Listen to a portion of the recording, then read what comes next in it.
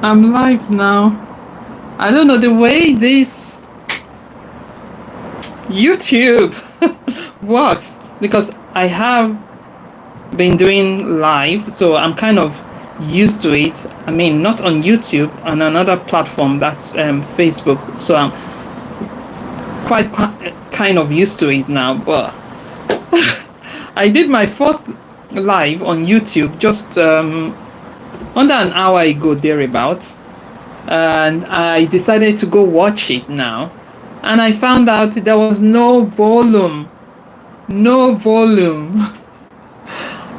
I hope there's volume. I hope people can hear me on this live. Let me see. Because I really need to be sure that I can be heard this time around. I don't want to do the second live and there isn't any volume. So you watching, the person watching here, could you kindly state down there in the chat box that you can hear me? Can you hear me? Can you hear me? I can't see. Oh my, let me see. Where's my... Can you hear me? Hold on, please. Let me check. I need to confirm this time that I can be heard. I ain't doing this again without being heard the second time. No way. So bear with me. It's part of getting used to YouTube Live. Bear with me. Let me see. I like it. Yep, it's mine.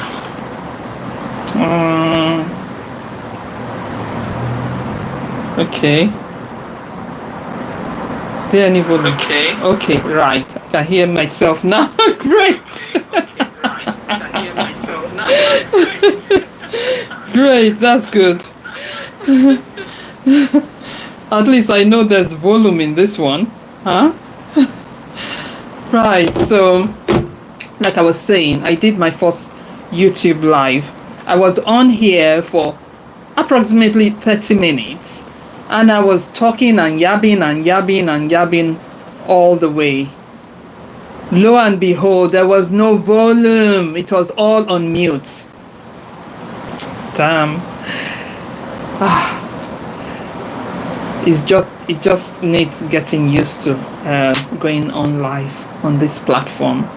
However, I'm kind of used to that of the other platform, Facebook. And it's quite easy to put on the volume. You can, you know if people can, you can see if it's on mute or... I hope YouTube is going to get there with time. Yeah, because this one is a little bit technical. So hello family, it's good to be back on here. Yeah. I'm so glad that I'm doing this live on Facebook. I wouldn't consider this as the first Facebook live because, like I said, my first Facebook live was mute. So I'm back. I'm redoing this and I'm glad to be back redoing it. Whatever it takes, we will do it. We will make it happen. And henceforth, to you, my subscribers, both new and the current ones, this is how I will be doing my YouTube videos. I will be coming live 3 times a week. As time goes on, I might even increase the amount of time that I come on live on YouTube. It could be every day, but for now it's going to be 3 times a week, which is going to be every Wednesday, Thursdays and Fridays. So 3 times a week, round about this time, from Wednesday to Friday, I'll be having my live here. Nevertheless, I believe that you must have seen my previous video because I haven't been uploading for the past 2 months because I had other important priorities, which happened to be my graduation. I just graduated officially to become a theologian. So I'm the latest theologian in town. Yes, I have acquired so much knowledge doing this course. And I believe that this is the right trajectory for me. Having been exposed to so many other opportunities of being able to study other courses like computer science and even becoming a business administration. So, but I had to cut those off because I paid, shall I say, a spiritual and evolutionary attention to my inner voice. It has become evolutionary for me because going on this course has transformed my perception of how I view religion, how I view culture, and other people from different aspects of the world, from different parts of the world. So, yeah, this has been quite transformatory, and this is my advice to those who are into religion. And religion can be a very sensitive topic. In fact, not that word "can" is not even. It should be replaced. I'm replacing it with the word "is." Religion is a very sensitive topic around the world.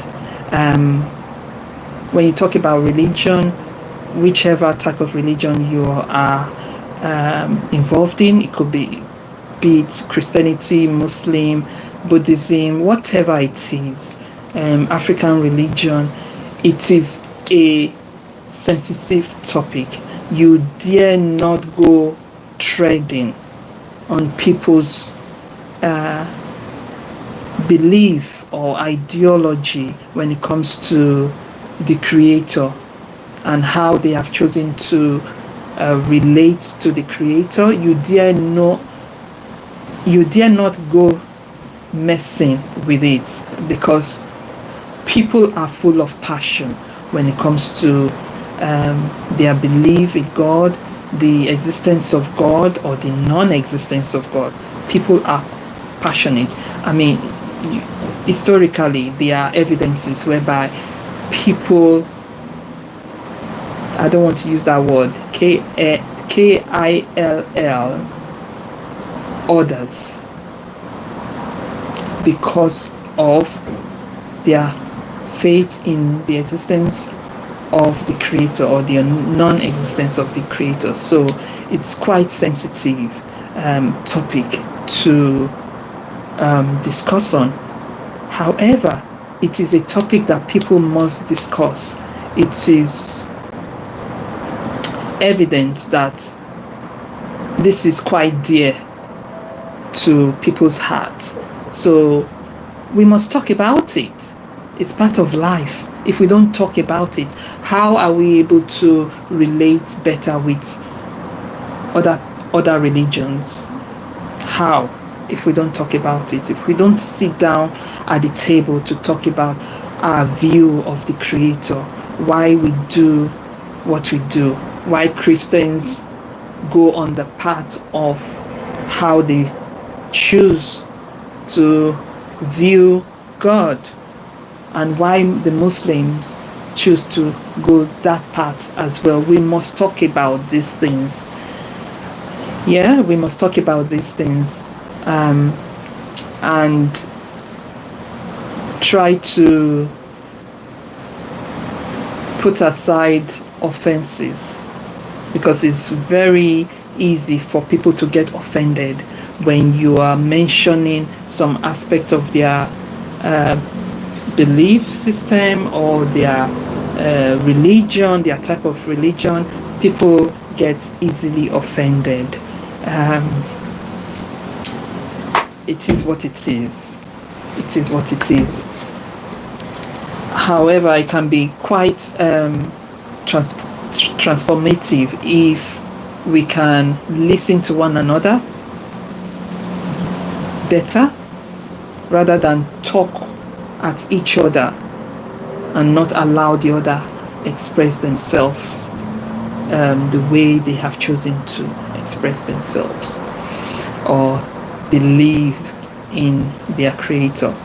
And if you are one that is of the Christian religion and you are struggling with understanding who God is, or what you have chosen to believe, the written scripture that you have chosen to believe, a lot of Christians struggle with that understanding because they don't really I'm looking for the right word now. They don't really come as plain. So therefore, it makes people to find it difficult to understand. And there are many questions that are attached to these scriptures. Who wrote it? Where did it come from? Why did they write it this way? So many questions out there. And although some people might be discussing this privately, but not publicly. And one has to tread carefully with these things because, like I said, it's quite sensitive.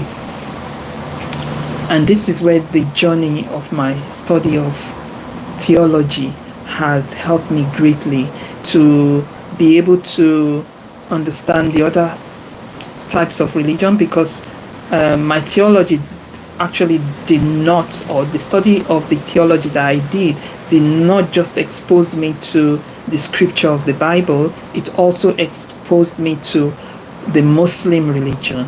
I did a bit of studying of the Muslim religion, why they do their prayers the way they do their prayers, why they have to fast, about Muhammad religion, the name Allah and all that. So it was an eye-opener, and I believe,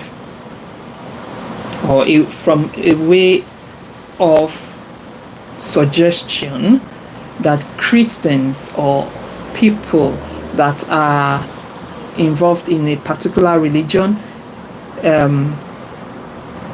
help themselves to understand the other type of religion, and that will expose their understanding to why those sects choose to relate with the creator that way. And in this day and age, information is so in abundance in this day and age, unlike the ancient times where information is so limited, whereby people believe that the creator, that is God himself. And when I say himself, again, this is from an understanding of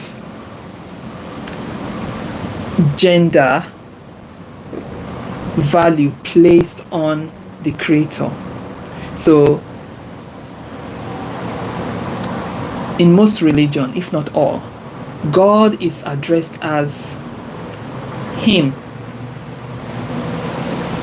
And this is how we are going to discuss or address God in this discussion. So because that's how he's been addressed when it comes to gender.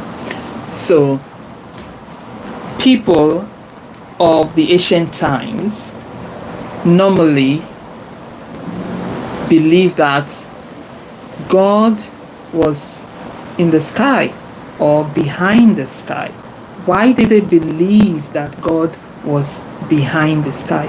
Because they were limited. They had limited information, not as much as we have been exposed to in this day and age, whereby scientists have been able to gather so much information to the extent that humanity can visit space, can go beyond the sky now. And because they have that accessibility to beyond the sky or the cloud that we see today, we can now affirm that God is not behind the clouds.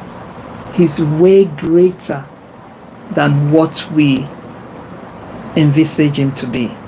He's mighty, he's marvelous, he's awesomely marvelous, he's indescribable. You can't box the Creator in one name as one. God is one, but you cannot box him as one. He's more. God is more huge in description. So, in this day and age, we can't say, can we still say, we can't say, or can we still say that God is up there with the abundance of information that we have today? I mean, in the ancient times, he was referred to as being behind the cloud because they were limited with information.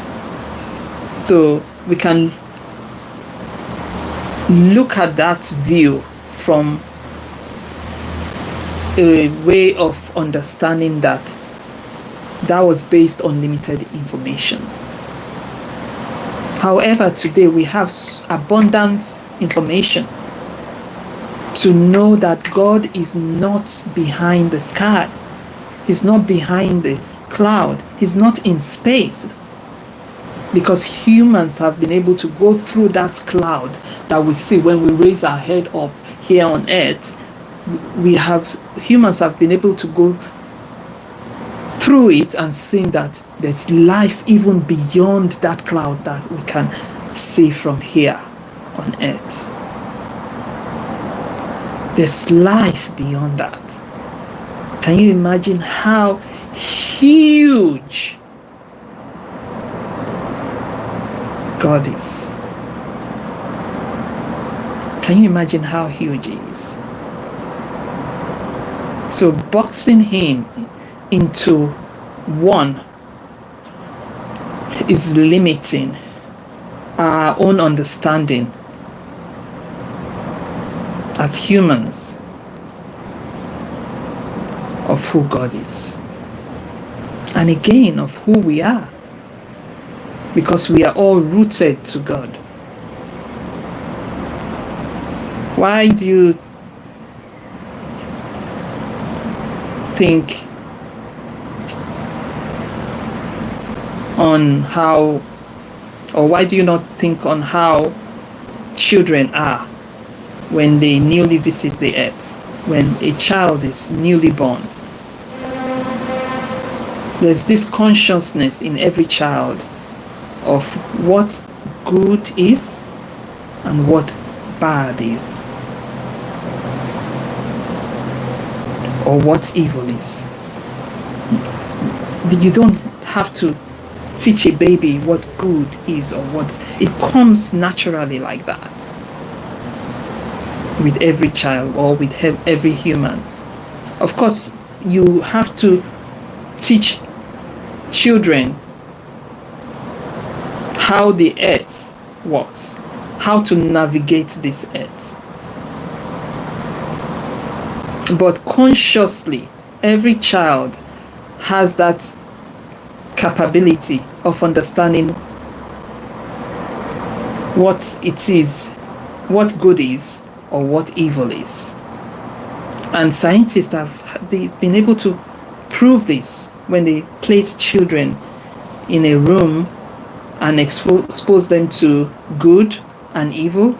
You can see the expression on their face. When you place, for example, you place a baby in a room with their parents, and you make the parents to fight one another, you can see the expression on the baby's face that that baby knows, can understand what is going on. That baby knows that what is happening between the parents, the two humans right in front, right in front of them, what is happening between them is bad. And they can feel it. They can feel the energy. So, yeah, like I said, theology has been, or the study of theology has been an eye-opener for me as a Christian. I used to be so religious. I took this religiosity so seriously. And I am sure I'm not the only one in that, that has done that, because of the passion behind, or the sensitivity behind, our love for our Creator, or our connectivity to our Creator. Historically, we have seen evidences of where people KIL others just because of their religion. And it still happens till today, which is not acceptable, by the way. I completely condemn such acts. Under no circumstance should anyone do that to others because of their passion for their religion, or because of their passion for God. And that's why I asked that question. I hope I did while I was talking. How do you see God? What's your perception, your understanding of who God is? Is your own God behind the clouds or the sky? Or is your own God in the view of nature? Is your own God in the view of other human beings? Which one is it? Because let's come to think of it, the way and manner some people practice their religion will make other non-religious people separate themselves from anything that's got to do with religion, because of their evil act, because of their lack of love for others, unless those people are in their own cult. Because it takes for one to fulfill a certain criteria to be able to be part of a religious sect. So if you don't fulfill a certain criteria, you cannot belong to that religious sect. For example, Christianity, you need to follow a certain criteria to be called a Christian. And for the Muslim one, you need to do likewise. For Buddhism and the other types of religion, you need to do likewise. So can we not, in essence, call this some sort of cult? That if you don't follow that criteria, then you don't belong. And guess what? As humans, we are all looking to be accepted by others. We all have this sense of belonging within us. We most, need validation. What kind of validation are you looking for? Do you understand yourself? Do you validate yourself to be in need of the validation of others? Because once you get to that stage of being able to understand yourself, know the God in you, are able to validate yourself, whether others validate you or not, then your sense of belonging is taken to a whole new level.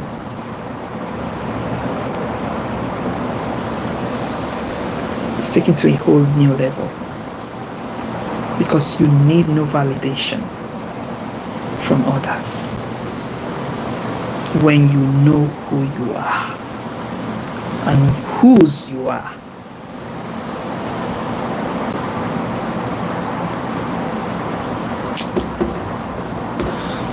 I'm glad I'm able to come back live. My cue card for this live today is a lot. It's a lot. However, I'm only going to be able to address one topic today, and I'll be addressing the other topics as time goes on, one for tomorrow and next. So when you see me looking down, I'm trying to remind myself and not to forget my topic for today. Yes. So, how do you describe God? What does God mean to you? In my study of theology, that word theology means, the theo means, it's a Greek expression. It's from the Greek language. So the theo in theology means God, and the logy means knowledge. So theology actually means God knowledge, or vice versa, knowledge of God. So the study of the theology is not like when you when you apply to a Bible college. No, it's not just about Bible study, because some people out there might think that's what theology is about. No, it's not just, no, it's beyond the study of the Bible. It's actually full of history and the origin of Christianity and the forefathers of Christianity, the study of Muslim, Buddhism, and the other types of religion. So it's beyond that. This is not a Bible study. Theology is not a Bible study. Theology is the openness of mind to acquiring knowledge of the different types of religion, so as to help you understand better on which level or on what path is best for you as an individual to relate with the Creator of heaven and earth and all things that therein are. So when I look at the English language and the word used to describe God, which is God, God, it kind of limits one's understanding as to how awesomely huge, gigantic this Creator of ours is. That word is so, to me, I find it so ordinary, so limiting, so little. Because that same word, God, but this time around with a small g, God, can be used by individuals to describe themselves as a God. Yeah, being you know, the imagery of the creator of heaven and earth. However, with the culture that I originally come from, which is the African culture, which I don't right now take for granted. I used to take the African culture for granted previously, until my knowledge of theology abounded, and it's made me appreciate most culture better, and best still, my original culture, which is the African culture. That's what theology has done for me, because I've been able to come to a better understanding of why people do what they do culturally, and where some habits and behaviors come from, which is through culture. Because whether you like it or not, whether you like to accept it or not, people are influenced by culture. Your cultural background influences you for life. Oh yes, wherever you come from. If you've left that culture for 30, 40 odd years, yeah, there are still remnants of that culture that you've left for that long in you, because that culture has come to mold you, form you into who you are, except you make a conscious effort, extreme effort to stop yourself from culturally manifesting who you are, which can be an extreme thing to do.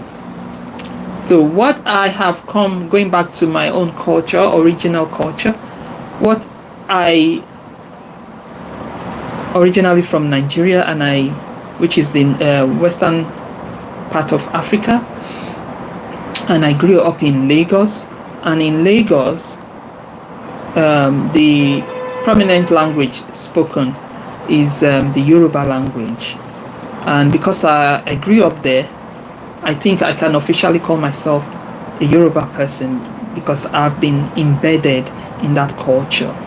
And that culture, that language is so profound and so enriched, to the extent that the descriptive linguistic of God is numerous. It's uncountable. You cannot describe God in the Yoruba language with one word. And it's not just the Yoruba language. I'm just saying this because of my own exposure to that culture. It stems down to the other parts of the country as well, like the Igbo language. They don't have one name for God, to describe God. The Hausa language, they don't have one name to describe God. The Edo Benin Kingdom language, which is numerous, they don't have one name to describe God. So the description of God in that language is huge. It's so expressively huge that when God is being described, you think they have more than one God. And I have the belief that this is what the colonizers misunderstood when Africa was taken. I think this is what they misunderstood. They misunderstood the fact that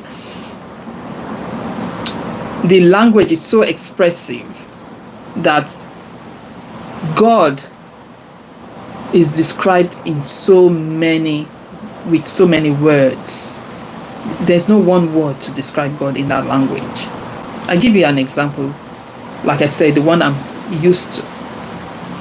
God in the Yoruba language is described as Ọlọ́run, Elédùmarè, Ọba àwọn ọba, Ọba ọ̀nà, Ọba òní, Ọba àgbà gbogbo, Ọba tó ń ṣohun gbogbo nínú ohun gbogbo, Atóbájayé ẹlẹ́rù yìnyín, Ọba tí mo fẹ̀yìntì tí ò jẹ́ kí n jábọ́, Ọba tó móró ìmúwú, Ọba tí mo ké pè tó dá mi lóhùn, Ọba tí ò jẹ́ kó ojú tì mí, ẹrù jẹ̀jẹ̀, Atóbájayé ẹlẹ́rù yìnyín.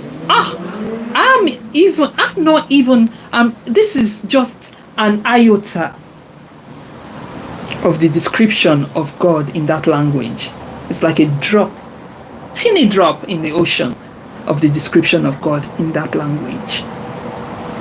So the English language has done no justice to the description of God only by one word, which is, to me, quite limiting and does not really allow people to understand how awesomely huge this creator that we profess to love is. He's great, beyond description. Is indescribable. The creator is indescribable. So, exposure to other cultures as a human being can be greatly helpful and significant in the transformation of your mind and soul, because it gives you that openness to knowledge, just like as we have it today. You have so much knowledge everywhere today as opposed to the ancient times. That's what openness to other culture does to you. It takes the